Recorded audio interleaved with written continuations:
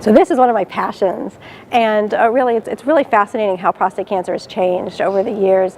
You know, it used to be that we thought that metastatic disease was out there, it was metastatic, and really the only treatment for it was systemic therapy. And what's changing is the realization that for the prostate biology, it's not always a dandelion approach. The cancer cells aren't everywhere all at once, and instead what we think is happening that for some men, their cancer is moving in a stepwise fashion, more like in my presentation I used the picture of a squirrel carrying an acorn, and that, you know, instead it's moving to a few mets, and then those metastases over time are actually spawning new metastases.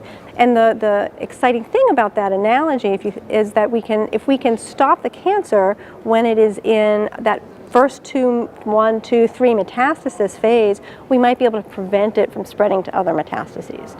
So now we're looking at the role of local therapy for metastatic disease. And it's not just radiation, there's, you know, looking at approaches with surgery too. In fact, the best data that we have currently for treating metastases came out of a study in Belgium. It was published a couple of years ago, and and it was called the STOMP trial. In that trial, they did predominantly radiation for metastatic disease, but they did also do surgery for a small number of their cases. And they showed that they were able to change at least short-term cancer outcomes. They were able to delay androgen deprivation, and about a third of patients had long-term cancer-free intervals without requiring ADT, which is very exciting.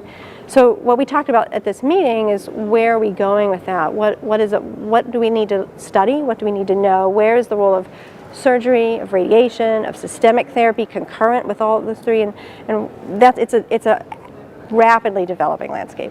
So I think in the next couple years, the next couple ASCO GUs, we're really going to see a lot more information in that field.